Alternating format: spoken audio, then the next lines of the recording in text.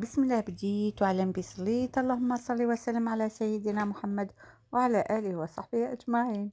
السلام عليكم ومرحبا بكم، إن شاء الله الفيديو تاع اليوم يلقاكم بخير وعلى خير.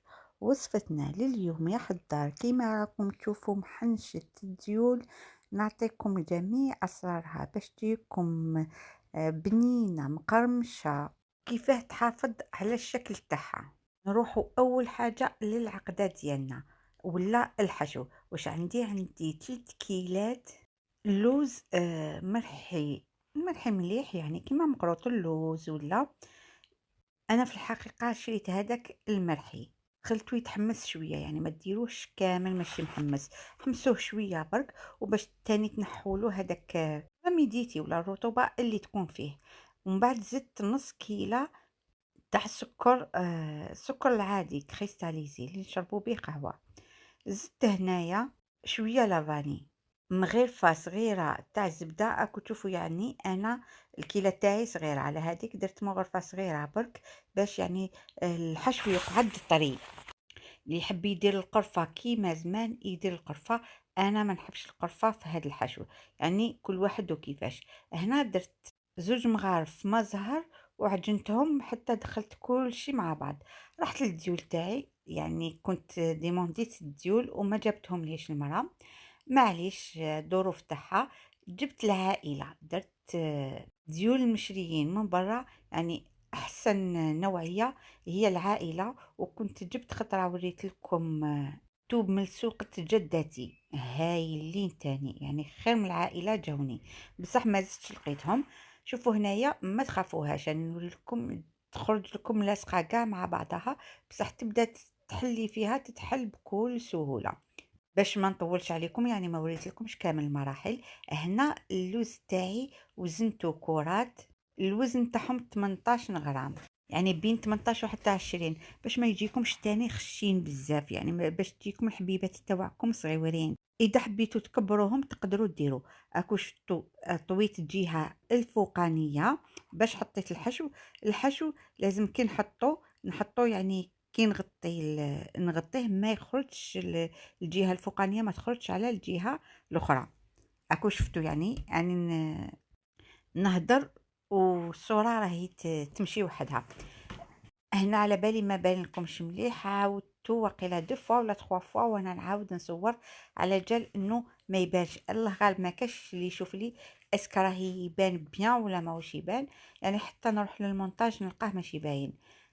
نعاود نقول لكم تاني على التفوار. التفوار اذا شفتوه رحتوا يعني كي جبتوه مازال جهه يابسه ولا، عاودوا ردوه يفور باش كي تكونوا تلووا ما يتشقق لكمش كاع. شوفوا راني طويت الجهه، شوفوا هنايا تخلوا الاطراف منه من فارغين، هادوك اللي نلووهم. شوفوا كي لويت عليها ما خرجش من الجهه اليمين، كاين ديروا من الفوق صافي كي تطلعوا تتغطاه. هنا تاني غلط، راح يبان لكم الشكل تاعها ماشي شباب.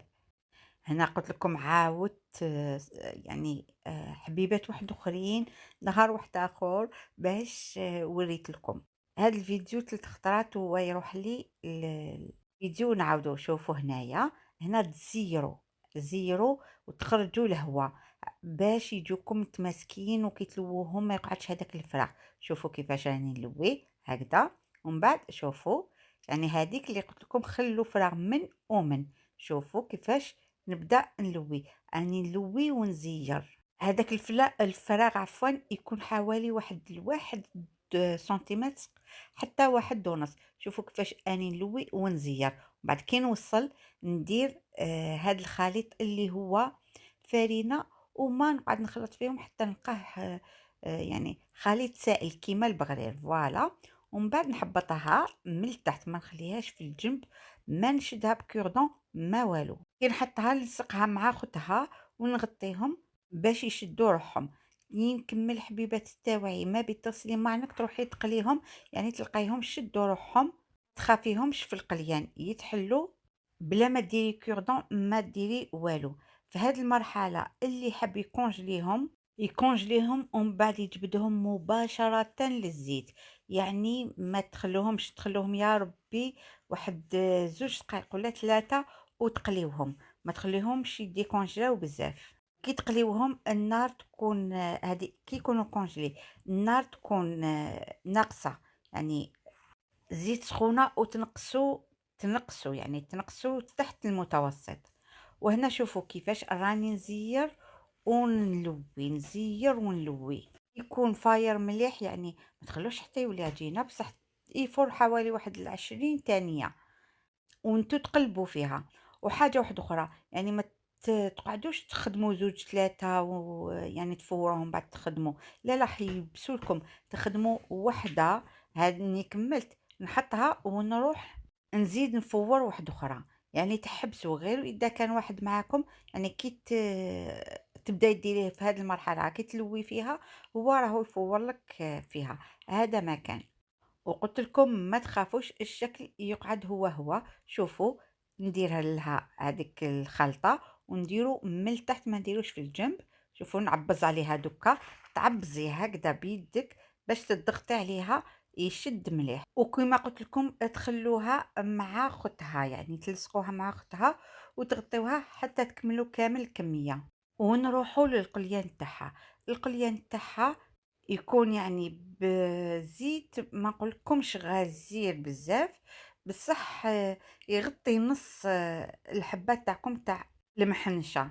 والزيت تكون سخونة ومن بعد نقص شوية للنار، ما تنقصولوش بزاف باش ما يبسلكمش تاني. أني نهدر وخليت لكم آخر حبة باش تشوفوا مليح في التلوية تاعها. شوفوا الشكل تاعهم أنايا بعد ما يعني شكلتهم وحطيتهم وبديت نقلي.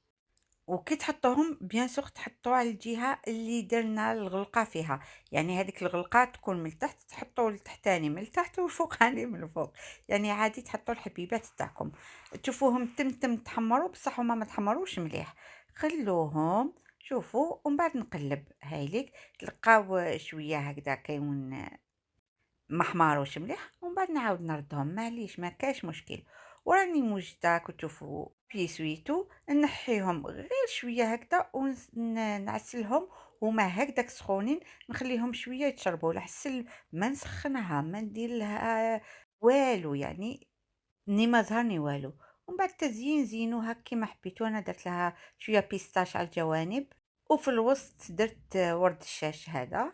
تقدروا ديروا حبيبة لوز، يعني ديروا واش حبيتوا. حشو تقدروا ايضا ديروه بالكاوكاو، كاش اختار تاني نديره لكم بالكاوكاو والطريقة يعني تختلف شوية على اللوز. نتمنى الوصفة تاع اليوم تعجبكم. كي تعجبكم ما تنسونيش بجيم وكومنتار والاشتراك في القناة اللي ما راهوش مشترك. اتهلاو لي في روحتكم والسلام عليكم.